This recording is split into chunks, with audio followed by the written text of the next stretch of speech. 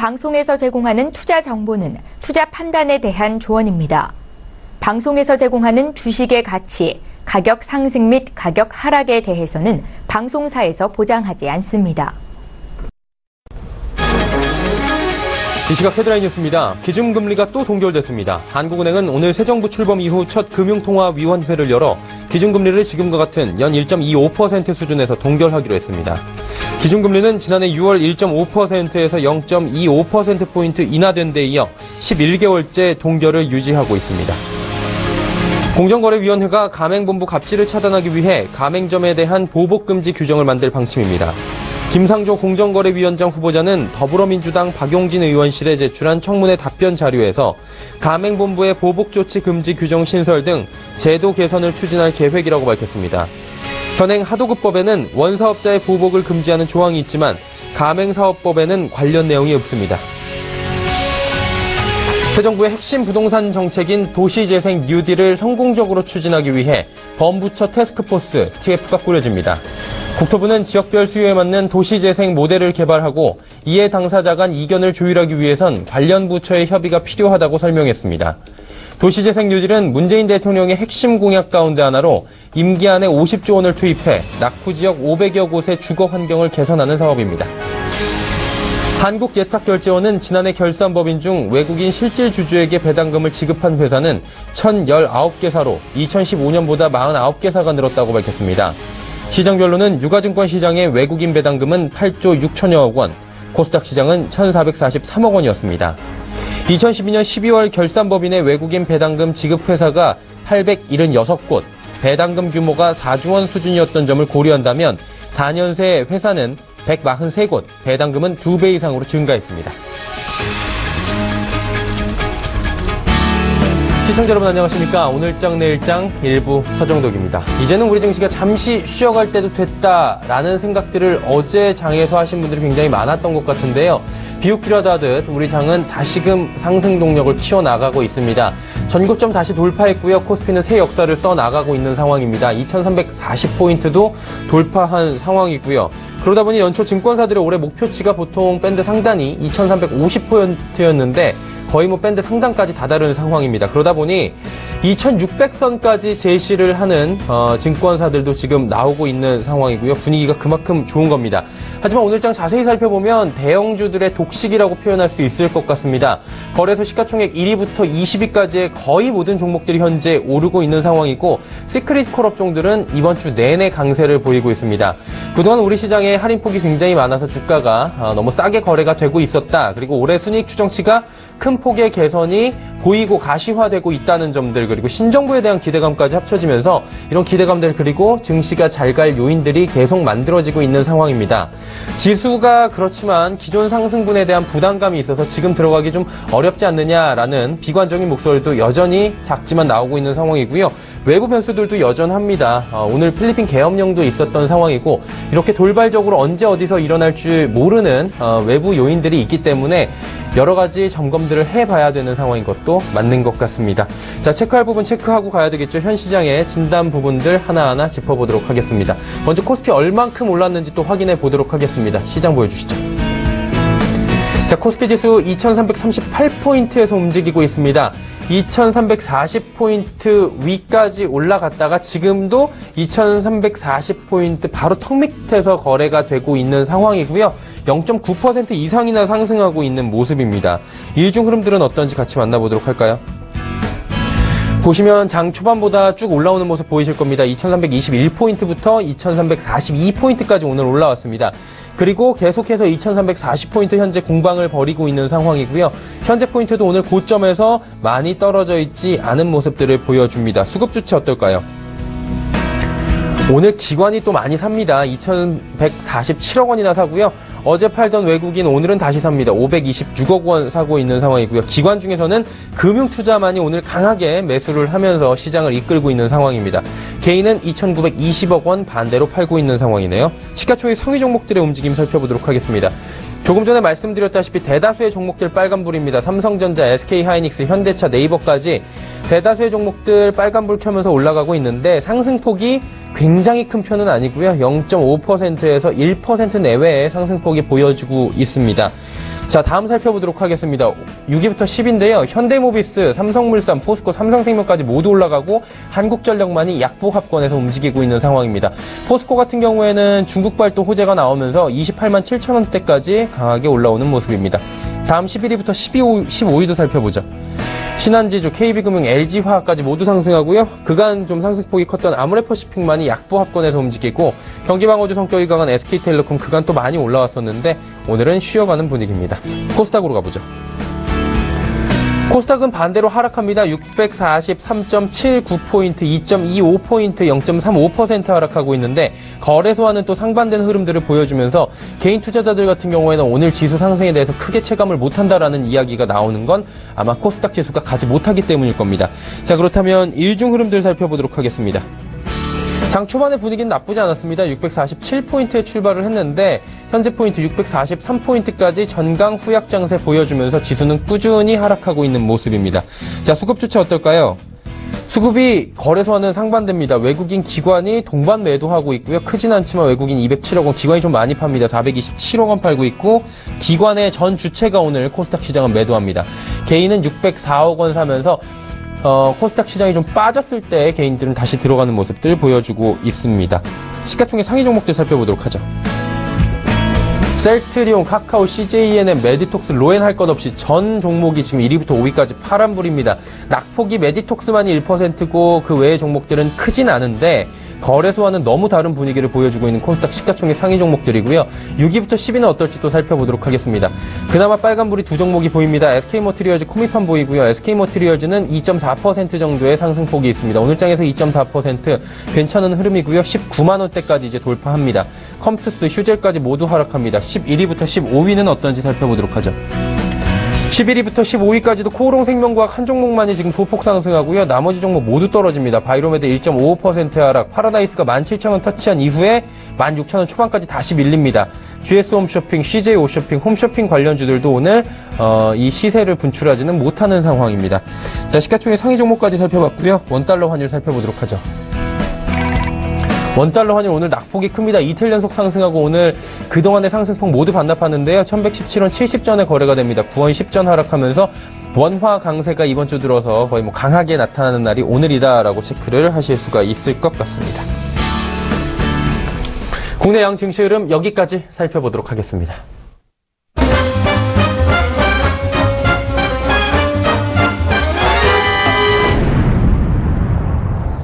자, 오늘 잘 달리는 거래소 그리고 잘 달리지 못하는 코스닥 시장입니다. 어떤 이슈들에 이렇게 상반된 흐름이 나오고 있고 거래소는 계속 잘 가는 것인지 이슈 살펴보도록 하겠습니다. 하나금융투자증권 자산전략팀의 김두원 연구원입니다. 연구원님 안녕하세요. 네, 안녕하세요. 자, 말씀드린 대로 조금 전에 보니까 우리 코스피 시장은 연일 계속해서 상승 랠리를 이어가고 있는 상황입니다. 대외 변수 한번 체크해야 될 것 같은데요. 5월 FOMC 의사록이 좀 발표가 됐다고 하던데 어떤 부분에서 좀 이게 또 의미가 짚어질 수 있을지 이야기 들어볼까요? 네, 말씀하신 것처럼 간밤 5월 FOMC 의사록이 발표가 있었는데요. 우선 시장에는 전반적으로 긍정적이었습니다. 미국 주가부터 보면 5월 FOMC 의사록 발표 이후에 상승폭을 넓혔다라고 할 수 있겠고요. 오전 우리 시장에서도 주가지수 코스피를 중점으로 긍정적인 흐름이 나타나고 있습니다. 먼저 이번 5월 FOMC 의사록은 큰 변화가 있었는데요. 미국의 통화정책을 바라보는 시선이 금리 인상에서 자산 매입 축소로 이동했다는 점입니다.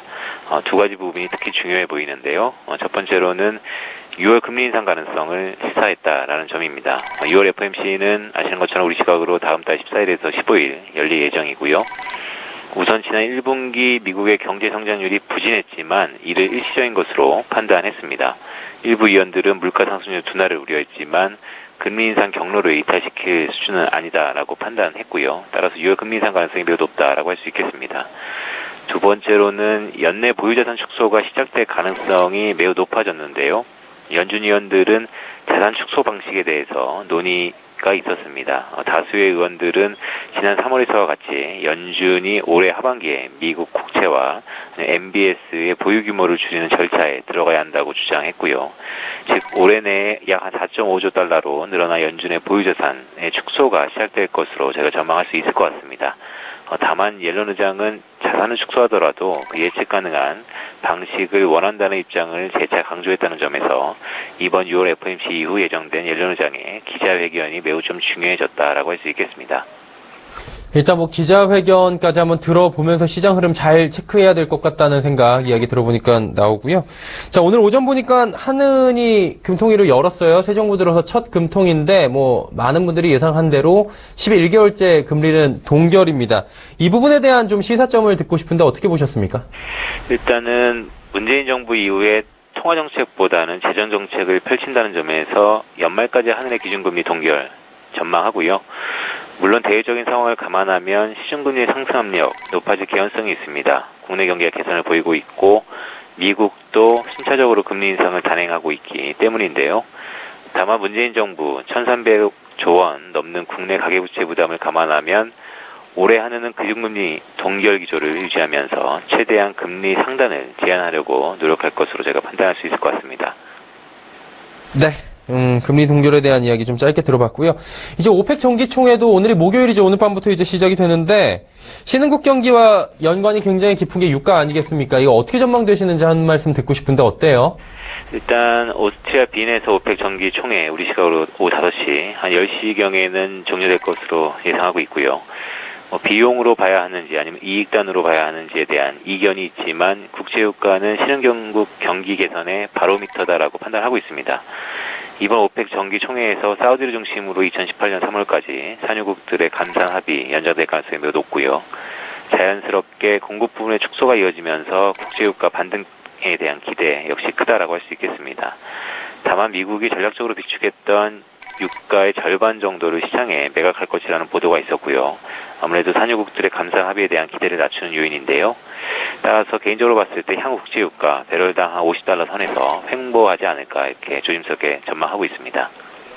일단은 뭐 45달러에서 55달러 그동안에 움직이던 그 딱 중간에 $50 선에서 위아래로 움직이지 않을까 조심스럽게 한번 전망을 주셨습니다.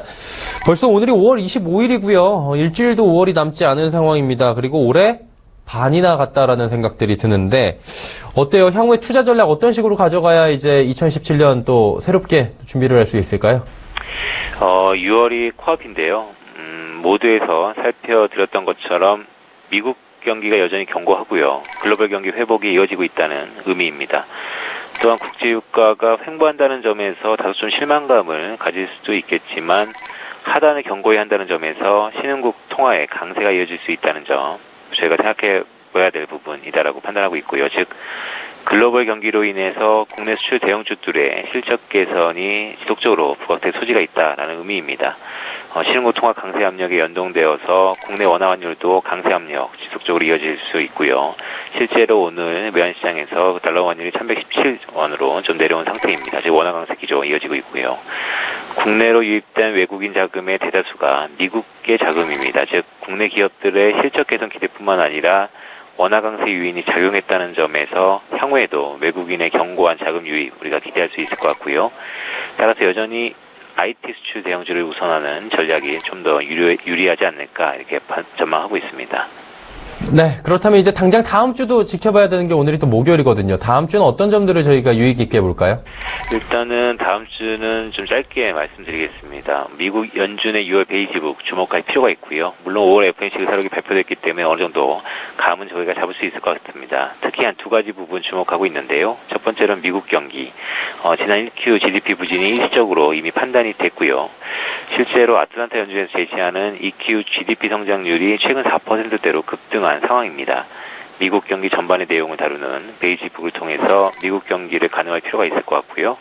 두 번째로는 6월 금리 인상, 금리 선물 시장에서 6월 금리 인상 가능성이 100%에 근접한 상황입니다. 미국 금리 인상이 이미 노출된 재료라는 점에서 미달러에 미치는 영향은 다 좀 제한적이겠지만 대차지표 축소 여부는 미달러 강세를 자극할 요인으로 제가 판단하고 있고요. 아무래도 6월 FOMC 직전에 발표되는 베이지북을 통해서 연준의 대차지표 축소 논의가 6월 FOMC에서 일어날지 여부를 저희가 주의 있게 살필 필요가 있다라고 할 수 있겠습니다. 네, 다음 주에 대한 이야기까지 들어봤습니다. 오늘 말씀 감사합니다. 예, 고맙습니다. 하나금융투자증권 자산전략팀의 김두원 연구원이었고요. 마켓 리더들과 함께하는 시간 이슈 칼럼 바로 이어집니다.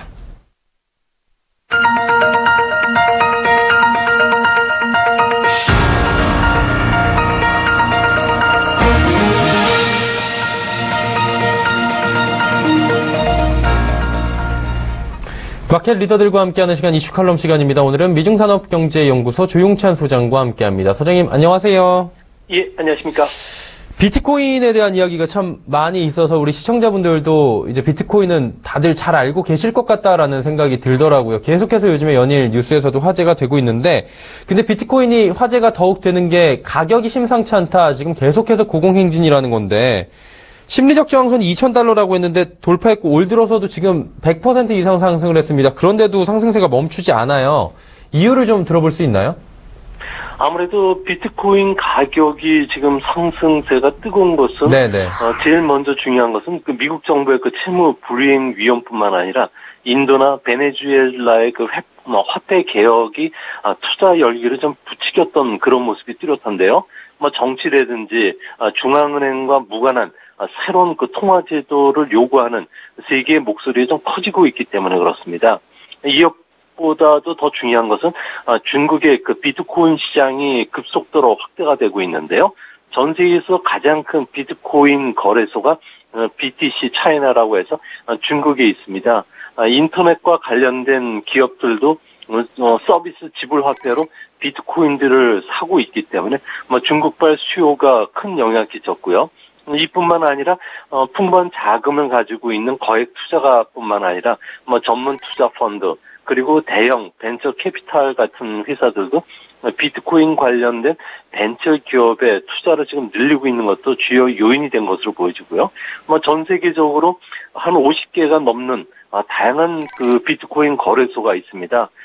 이 때문에 현금을 쉽게 교환할 수 있다는 점도 시장을 키운 것으로 보여지고요. 이외에도 비트코인 같은 경우에는 총 발행량이 2,100만 개로 제한이 되고 있기 때문에 희소성이 금보다 더 좋다는 점이 있고요. 이뿐만 아니라 정부 차원의 지원이 되면서 각국도 이제 속속 비트코인과 관련된 ATM기를 도입하고 있다는 점도 앞으로 비트코인이 계속 상승 압력을 받는 요인이 되고 있는 그런 모습입니다. 그리고 이제 듣자 하니까 전 세계의 그 비트코인의 거래의 거의 8할 정도가 80%가 중국에서 지금 이루어지고 있다라는 얘기가 있어요. 그러다 보니까 중국이 비트코인을 지배하고 있는 것이 아니냐, 큰 손이다 이런 얘기들은 자연스럽게 나오는 것 같은데, 근데 이유가 궁금해요. 중국이 비트코인의 큰 손으로 이렇게 떠오른. 네. 중국 같은 경우에는 그 비트코인을 금 2.0이라고 표현을 하고 있는데요. 중국에서는 그 재테크 상품인 이재 상품과 관련해서 정부 규제가 강화되고 있기 때문에 여기서 빠져나온 자금들이 비트코인으로 좀 속속 몰려가고 있는 그런 모습입니다. 중국에는 비트코인과 관련된 ATM기도 없고요. 서비스 거래도 제한적이고 금융기관들은 아예 비트코인을 취급할 수 없도록 규정되고 있는데요. 그럼에도 불구하고 비트코인 수요가 늘어나는 것은 중국 부자들이 최근 해외로 자금을 송금하는데 정부 규제를 받지 않고 수월하게 빠져나갈 수가 있기 때문에 그렇습니다.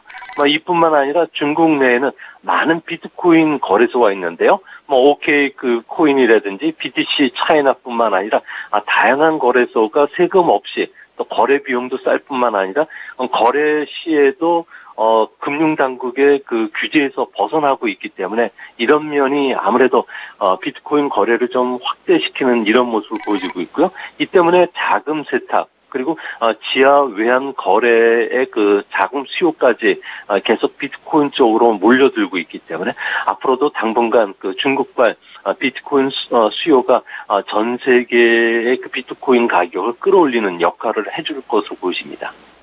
근데 이게 중요한 게 중국에서 80% 거래가 되면 중국 당국에서 이 비트코인이라는 것을 규제를 딱 하게 된다면 이게 가격 급락이 좀 오지 않을까라는 생각이 드는데 비트코인과 관련된 중국의 규제 현황과 또 투자할 때 주의할 점들이 있을 것 같은데 짚어주시면 좋을 것 같아요.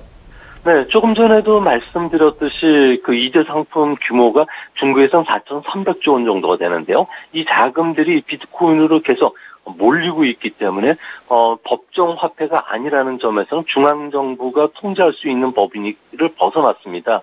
이 때문에 중국 정부가 여러 가지 규제 장치들을 지금 만들고 있는데요. 특히 그 중국에서 많이 거래가 되다 보니까 위에나 가격의 변동성에 따라서 비트코인도 같이 움직인다는 겁니다. 위에나가 약세가 되면은 비트코인 가격이 역으로 상승하게 되고요. 또한 수출 경기 회복을 위해서 위에나 약세 정책을 쓰고 있기 때문에 아무래도 위에나 피난처로 비트코인 수요들이 늘어날 수밖에 없습니다. 이 때문에 중국 인민은행 같은 경우에는 거래소에서 일시적으로 자금 인출을 제한시킨 적도 있고요. 또한 감시와 관련된 규제 활동도 크게 하고 있기 때문에 앞으로 중국 당국의 규제 동향이라든지 이런 가격 위엔화와 관련된 가격 움직임을 매일같이 체크하시면서 비트코인을 투자를 하셔야 될 것으로 보여집니다. 네, 그리고 채권통이라는 것도 좀 요즘에 궁금해서 여쭤보고 싶은데 이게 중국 정부의 허가를 미리 받아야 본토 채권 시장에 투자할 수 있었는데 그게 아니다라는 이야기가 있더라고요. 채권통을 통해서. 무엇인지 먼저 짚어주시면 좋을 것 같아요. 네, 그 중국 같은 경우에는 그 홍콩을 통해서 주식 교차 거래가 허용이 됐는데요. 하지만 중국은 작년에 그 SDR 구성 통화에 들어오면서 자본시장 개방을 약속했습니다. 이 개방 약속을 지키기 위해서 올 7월을 전후해서는 홍콩을 통해서 중국 시장의 채권 투자도 허용해 줄 것으로 보여지는데요. 채권통을 이용하면은 아무래도 우리나라 우리나라 그 증권 회사를 통해서 중국 본토의 채권 투자가 가능해지기 때문에 다양한 그 투자 상품을 꾸밀 수가 있다는 점도 장점인 것으로 보여집니다. 중국은 1대1로 인프라 사업에 무려 1,100억 달러를 투자할 예정으로 있고요. 신원 신구 같은 경우에는 앞으로 20년간 660조 원 정도가 돈이 들어갑니다. 이뿐만 아니라 스마트 시티 건설, 중국 제조 2025와 관련해서 대규모 프로젝트들 같은 경우에는 해외 민간 자본을 활용할 수밖에 없는데요.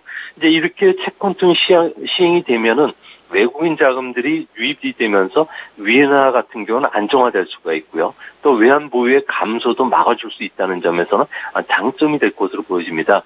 문제는 해외 투자 자금들의 유입이 생각보다 많지는 않을 것이라는 점인데요. 중국은 신흥국 시장이기 때문에 환율 변동, 그리고 채권 가격 변동, 그리고 신용 리스크, 거래 관련 세금 등을 꼼꼼히 체크하지 않으면 손실이 발생할 수 있다는 겁니다. 중국은 10년물 국제 수익률이 미국보다 높은 3.7%고요. 또한 하이힐드 채권과 같은 투기 위험 채권이라고 할 수 있는 AA 플러스가 5.4%인데요. 다른 신흥국에 비해서는 아무래도 수익률이 낮기 때문에 당분간 중국 쪽의 시장이 개방이 되더라도 그렇게 큰 자금이 유입되지는 않을 것으로 보여집니다. 한마디로 외국인 자금 유입이 될 수 있고 긍정적인 측면도 있지만 그런 것들이 얼마나 또 들어오는지를 확인을 해야 된다라는 부분으로 채권통 이야기 여쭤봤는데 어제 보니까 무디스가 중국 신용등급을 한 단계 낮췄습니다. 이 신용등급이 우리나라보다도 한참 낮은 등급이라고 하는데 신용등급 낮추면 일단 뭐 안 좋은 거 아니겠습니까? 낮춘 이유 궁금하고요. 이런 점들이 중국 경제에 영향을 또 줄 것 같은데 좀 정리 한번 해주시면 좋을 것 같아요. 네, 중국의 신용 등급이 싱글 A1으로 지금 낮아졌는데요. 아무래도 그 경제 전반의 그 채무 사항이 계속 증가를 하고 있는데 이 증가 속도가 멈추지 않는다는 점을 지적을 했고요.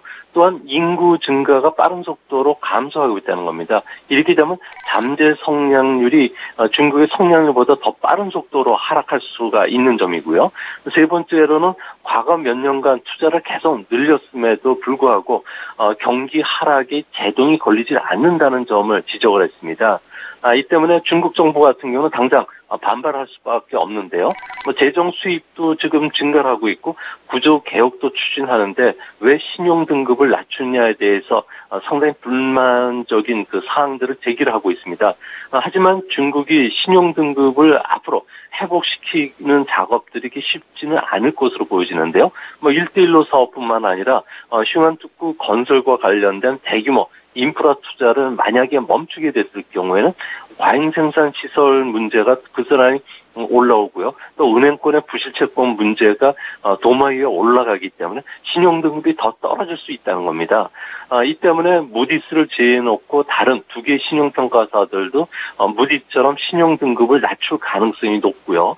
또 현재 중국 금융기관들 같은 경우에는 레버리지 규제를 강하게 추진하고 있기 때문에 단기적으로는 이번 신용 등급 하락이 중국 금융시장의 신용 경색을 더 악화시키지는 않겠지만 실제 구조적인 모순 문제점을 중국이 지금 계속 안고 있다는 점에서는 중장기적으로 무디스가 지적했던 사항을 쉽게 고치기는 상당히 좀 어렵지 않나 보여집니다.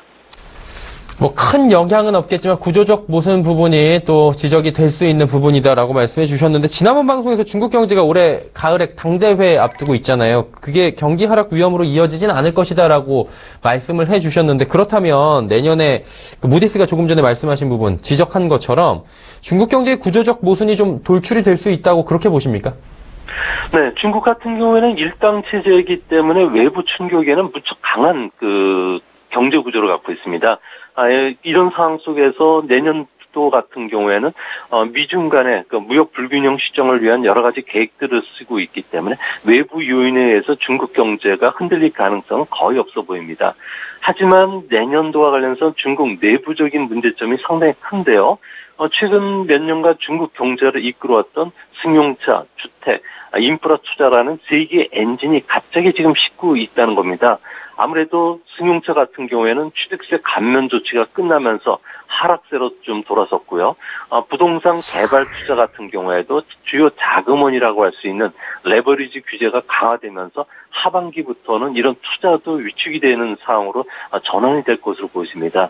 이뿐만 아니라 주택 가격도 계속 규제 체국의 영향으로 인해서 하락 위험이 점점 높아지고 있는데요. 이 때문에 지방정부의 재정 수익원이라고 할 수 있는 토지 사용권 매각 수입이 계속 감소를 한다면은 인프라 투자에 들어갈 돈도 좀 부족한 상황이기 때문에 무디스가 지적했던 재정 정책을 통한 이런 성장에도 한계점에 봉착할 가능성이 높다는 점에서 내년도 중국 경제는 올해는 안정이 되겠지만 좀 변동성이 커지면서 중국 증시뿐만 아니라 세계 원자재 시장에도 적지 않은 영향을 끼칠 것으로 보입니다. 네, 저희 여쭤보고 싶은 게 있었는데 저희가 시간 관계상 오늘은 여기까지만 듣고 다음 시간에 조금 더 자세히 여쭤보도록 하겠습니다. 오늘 말씀 감사합니다. 예, 감사합니다. 위증산업경제연구소 조용찬 소장과 함께했습니다.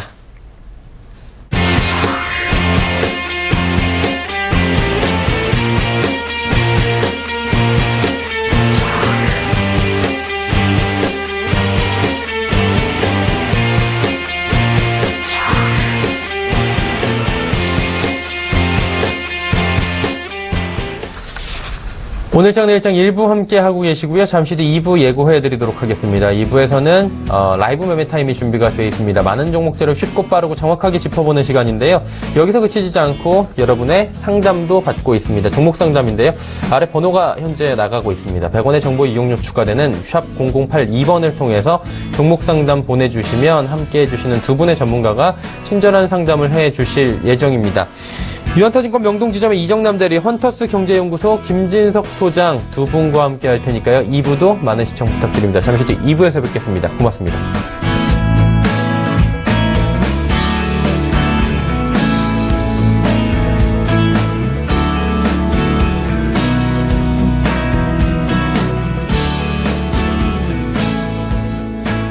본 방송에서 제공하는 투자 정보는 투자 판단에 대한 조언입니다.